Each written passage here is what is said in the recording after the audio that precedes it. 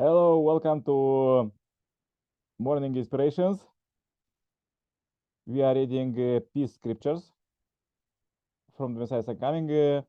And today's speech is God's plan centering on the United States. It was given December 18, 1975 in Senate Caucus Room, United States Capitol, Washington, D.C., USA.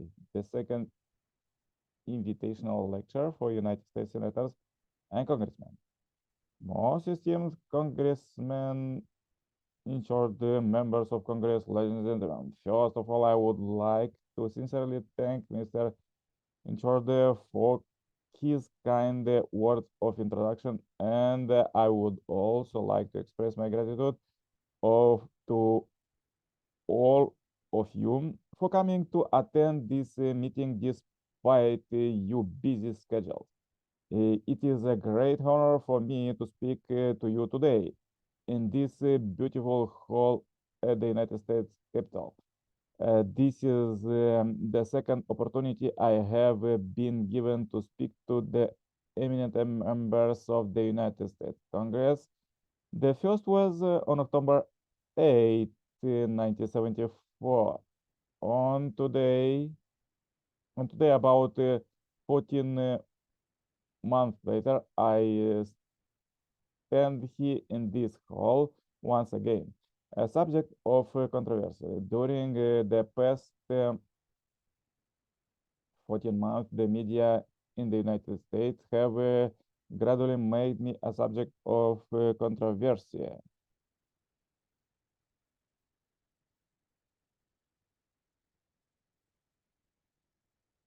Various newspapers across the country have carried the feature articles about me, and few magazines have written cover stories about me with big cover photos. I think some of these pictures have made me look more handsome than I really am. I don't know how to thank all the media outlets in the United States for making me so famous without my having paid a penny for the advertising. The focus of the controversy caused by the American media is that they believe I am brainwashing the young people of America. So I would like to ask you, wise Americans, one thing. Are American foolish enough to be brainwashed by a river moon? No, you will answer, of course not. And my answer is the same. I respect Americans, and I find it hard to understand why the Americans I respect are criticizing me like this. Even to this, the point of using violence against the Unification Church. Nevertheless, I did not come here today to make excuses. I have came to pass on the words that God has commanded me to convey. The rest will be judged by history. The title of my speech today is God's plan centering on the United States. God's providence to restore the world to the ideal.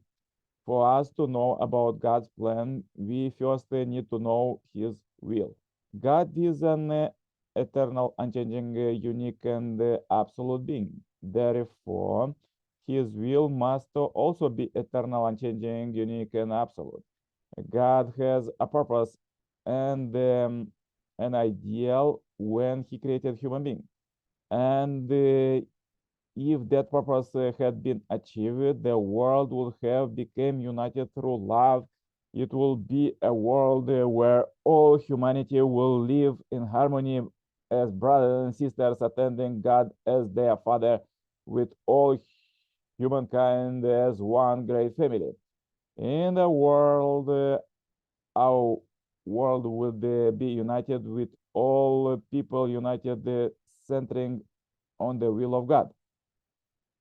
I would like to be a world. It will be a world where each individual's body and mind were united, where families were united, where people and nations were united, where East and West were united, and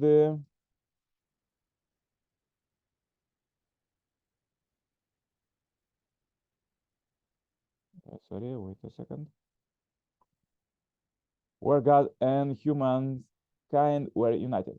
To put it another way, the world where God's purpose of creation is completed would be a world of unity.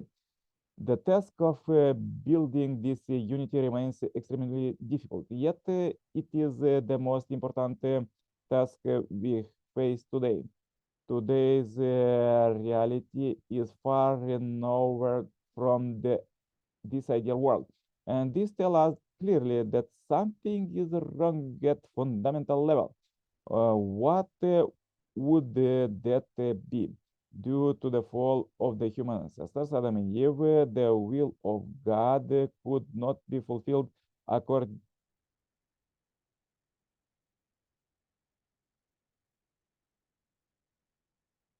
Yeah, technical adjustment, sorry. Accordingly, the mind and body of every individual is divided as a family and family, tribe and tribe, nations and nations, east and western, God and humankind. We are all living in divisions and disharmony. Human beings who are thus divided are in a disordered state, having even lost some of their faculties originally intended by God. This being the cause, God's purpose for the salvation of humanity is to send a doctor who can examine this dysfunctional humankind and prescribe a course of treatment, thus curing all people and restoring them to the state of health they enjoyed before they became sick. Therefore, this providence of salvation can be said to be the providence of restoration. The person who came as the doctor is the Messiah. Then the question is, how does God prepare before sending the Messiah, and what does the Messiah came to do? We can clearly recognize through history that God set up as a central religion to achieve his will, based on which he established a central nation of his chosen people. And then he continues to carry out his providence to save and restore the entire world through that central religion and central nation. That central religion was no one other than Judaism. And that central nation was the chosen nation of Israel. The mission of that religion and that nation was to receive the Messiah and complete the will of salvation for the entire world. It was the mission of that central religion and that central nation to take the lead in fulfilling God's will to save the entire world. Even it is meant having to face difficulties and bear the cross of sacrifice, because he had such a clear and well-planned will for 4,000 years before sending Jesus the Messiah. God established Judaism and prepared the people of Israel to receive him. The providence of salvation for humankind, which is the will of God and the will of the people, was supposed to have been completed through the Messiah, Jesus, leading to the creation of a united ideal world. Christianity and America are the central religion and the central nation. Yet, what happened when the Messiah actually came 2,000 years ago? Judaism and the people of Israel sadly dreamed that as the chosen people, they would stand in a place of glory above the Roman Empire and even the world. God expected that they would think first about their responsibility, which was to save the entire world, but they thought first of their own nation and its tradition. From then on, a gap between open between them and the Messiah and God, who were thinking first about the world and carrying out the providence. Jesus, who came as the Messiah under such circumstances, strove to reform Judaism and be and the people of Israel in order to empower their foundation to save the world. Nevertheless, the religions and political establishments opposed him. They stood on the existing traditions and eventually set Jesus to death on cross, with the will left unfulfilled. The chosen people walked a tragic path, and Christianity, centering on Jesus, lost the foundation of the nation. Christians suffering martyrdom and persecution as they began working for the fulfillment of the will in the Roman Empire. What you need to know here is that when a group of the people chosen by God does not fulfill its mission, God finds and establishes another appropriate religion group to fulfill the will of the central nation. Christianity came to stand in the position of the central religion working for God's will. At the next stage of the providence, it eventually went on to claim sovereignty over the Roman Empire, which was at that time a global kingdom.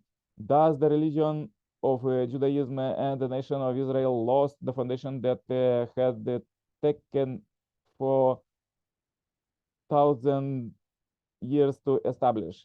To atone for this mistake, Christians had to suffer for 400 years under persecution in the Roman Empire.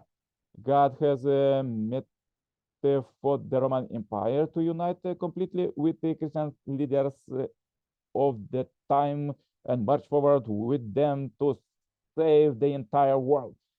If the Christians leadership had understood this will clearly and had marching forward united with the empire and undoubted by any sacrificial cross they had to bear, they would have saved the world at that time. However, the Christians here I see that arose eventually forced to the will of God and manipulated nations centering on its own power, seeking to make other nations its subordinates, because they walked the path opposite to the will of God. In the dark ages of the medieval period, God departed from the Christian heresy. The prestige of the papacy and the church heresy plummeted because of the institution's secular behavior. Hence, God has no choice but to bring about the Protestant movement to pave once again the path of world salvation. Henry VIII of England took advantage of this trend to justify his divorce. He rebelled against the Catholic Church and motivated Parliament to change the country's laws, and he succeeded in establishing the Anglican Church. Henry VIII was in a position to repent on his own and to lead the church and his nation to a higher level. At this time, England had a good opportunity to be recognized as the leader of Protestantism. God's will had left the Roman Empire and moved to England, as God laid down the foundation for world salvation. There, the small island nation of England expanded its territory. Within 200 years, it became a great global empire on which the sun never set, spanning the 5 oceans and 6 continents. God allowed England to enjoy the height of civilization and bestow glorious blessing on it, not for England alone, but in order to fulfill his will of saving the world. If the Puritans who had come forth dreaming of an ideal nation to fulfill the will of God has enjoyed forces with the Americans, England could have united under the will of God with the power to move the world. They would have formed a global nation, a united kingdom, not just in the name, but also in reality. However, the Church of England was unable to recognize this important mission, and we while enjoying the blessing of God, surely for itself it persecuted the Puritans rather than catching their vision to bring light to the world. So finally, God's will had to move away. The Puritans, unable to endure the opposition and persecution, left their churches and their nation behind and set out to escape from the path of suffering and find the freedom to practice their faith. Their land of Canaan was the American continent. The people who crossed the Atlantic Ocean at the risk of their lives, cherishing the will of God in their hearts, were you ancestors, the Puritans. Together with the Puritans, the blessing of heaven moved to the North American continent, and thus an international population of Protestants and other faiths gathered here, united under the will of God. Eventually, they raised an army to fight against England for independence and for religious freedom, and won the American Revolution under the divine protection of God. In this manner, an international interracial nation was formed centering on Protestantism. This is the history of the founding of the United States. Here, the United States became the barrier of world salvation, centering on God's will.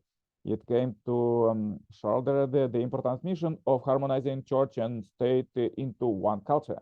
Its mission was to save the entire world by uniting it with His will, which is the historical desire of God.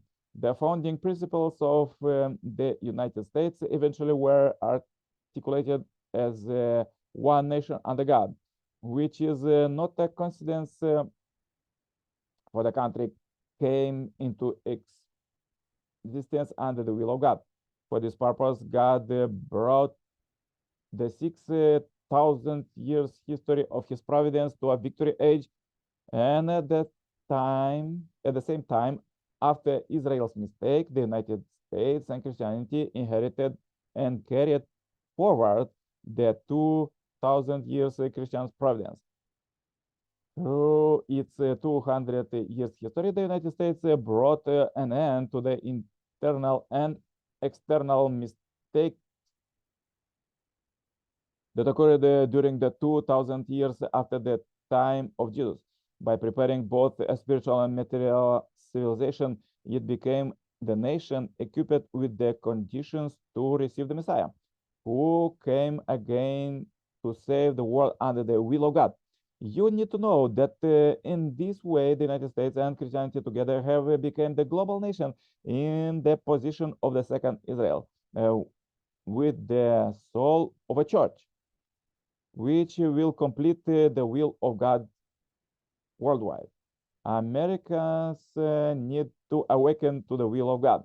The American people must not think that the blessings of God that have created the United States of today are only for America. They need to come to the profound realization that these blessings are for the world. They have to realize that the United States must not be a nation that exists for its own sake, but that is exists for all the world's people. Americans must not refuse any sacrifices or crosses they are asked to bear for the salvation of the world. Since you have learned that Israel, the Roman Empire, and England received the will of God and did not fulfill their mission, you must make the United States a nation that can fulfill the will of God, because it is a nation made up of people of all races. The United States is in the most advantageous positions to save the world. Never before in history has there been a nation where the five races have lived together.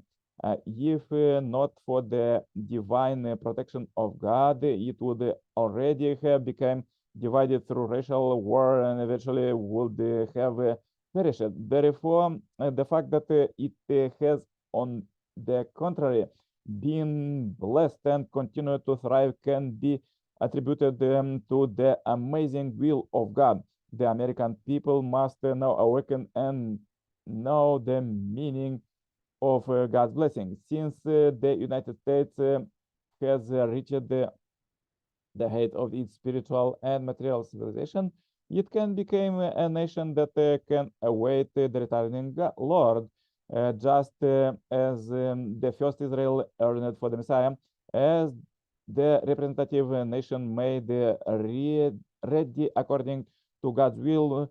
Upon receiving the Lord, it can realize the united world where the ideal of creation is achieved.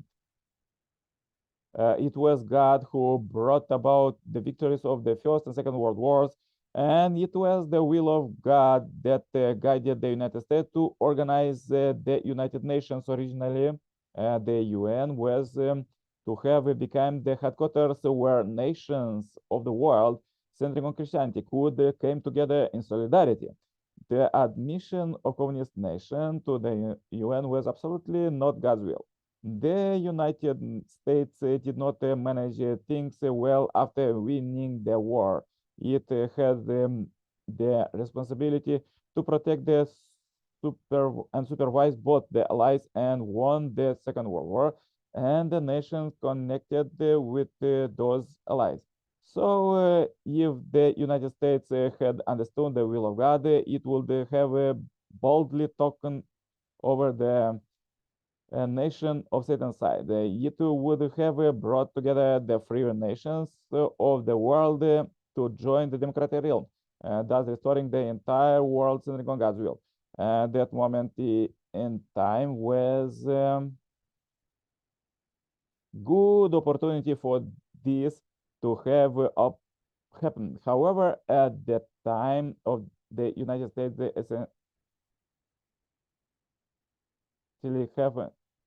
essentially handed over the deepest nations in Asia and Eastern Europe to the communist realm and brought about the partition of Korea and Germany. The victory of the Second World War was a result of the blessings of God who intended to thus expand his territory and expand freedom to the world. However, in the end, America's inaction caused the bloody sacrifice of youth who have their lives in war to have been in vain, bringing benefit to the communist world, a sworn enemy that denies God. The United States must know that the sorrows and the complaints of the youth who were sacrificed at that time have not yet come to an end.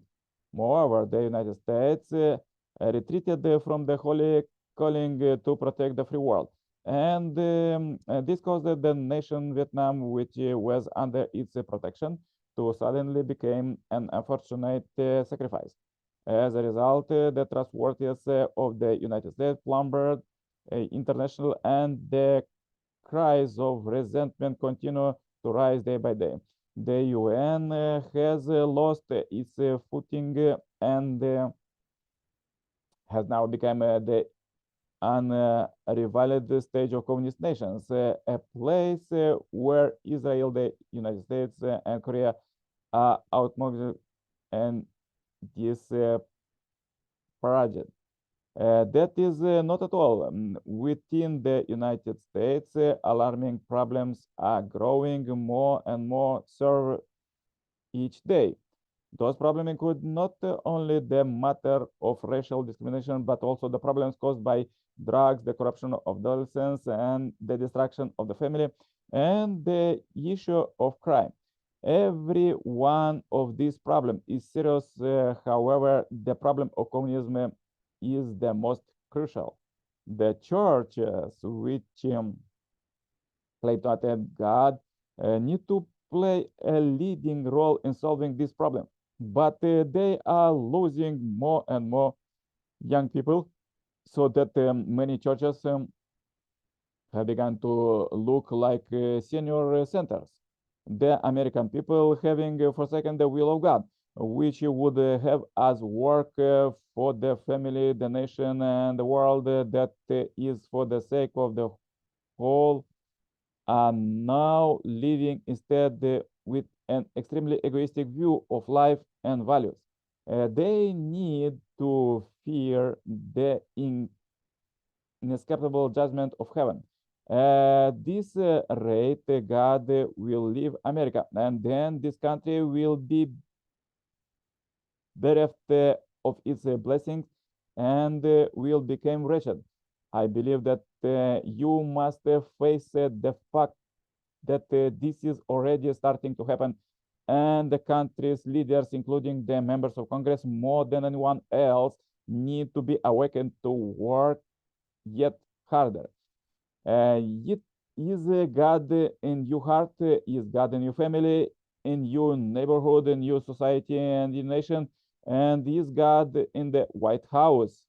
The most important question of all is whether God is in the churches at this point. I doubt even that. Since God is the power that brings things together, only when He is in with you can your mind and body became one, and can couples and families become one. When the people became one, the nations became one. East and west became one, and the world became one, and the heaven and earth became one. Then the united world where God and humankind became one came about. When such a world is realized, not even the shadow of communism will remain. When God is with you, everything can be resolved. But the day you lose God, you lose everything. Knowing this, you must clearly understand that you need to find God and all humanity, even if it means having to sacrifice everything, and even the entire United States. The United States has to be awakened, and its citizens need to come together and once again embrace the goal of unity centering on God. A spiritual reform movement must arise, leading the United States toward the world of the providence of a higher level by uniting Christianity and bringing together all religions. The United States need to lead the world.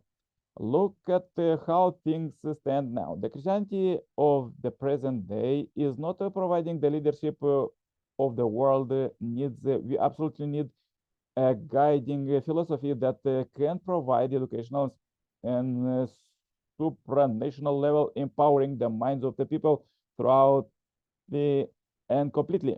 It will take more than today's democratic philosophy. A movement needs to arise that can overturn communism, establish a new social order with love and truth centered on God. To achieve this end,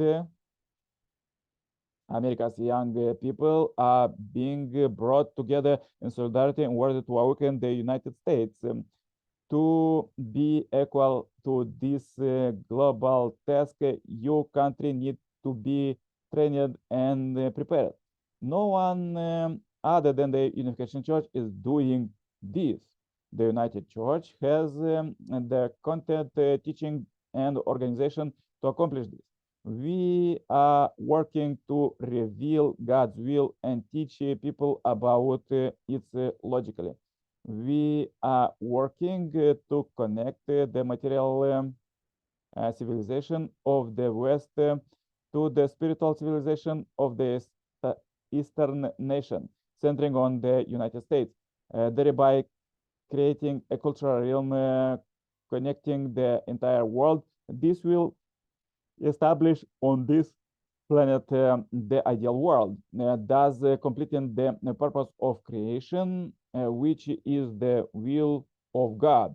Korea is the guard post of Asia, the pivotal point where the Western and Eastern civilization are connected.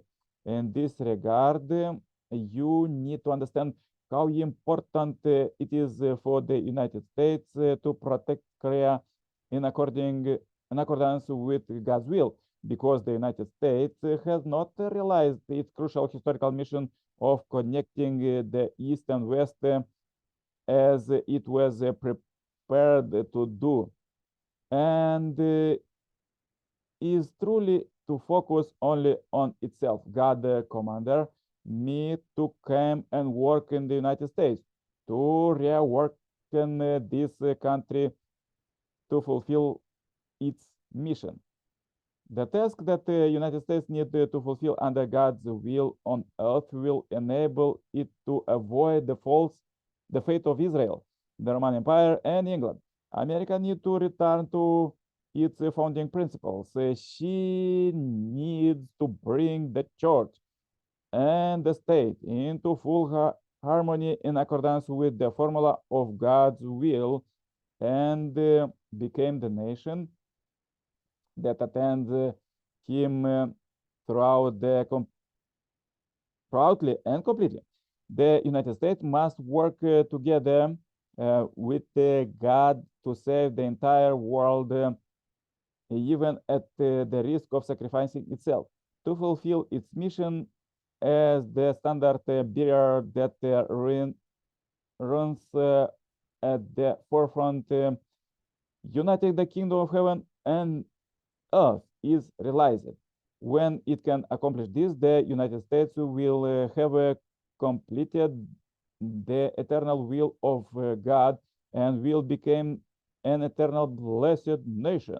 I hope that this occasion and this movement in time will serve to lay down the cornerstone of the united ideal world that is coming in the future.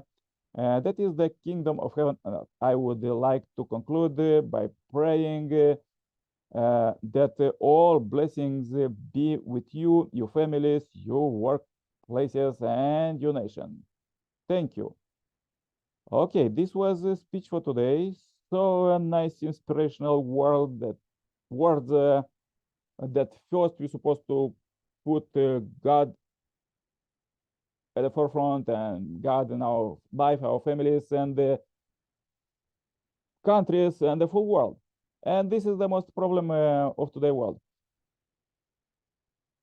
This all for today. Please subscribe, and there is suggestion playlist. Turn on to sanctify your place 24/7.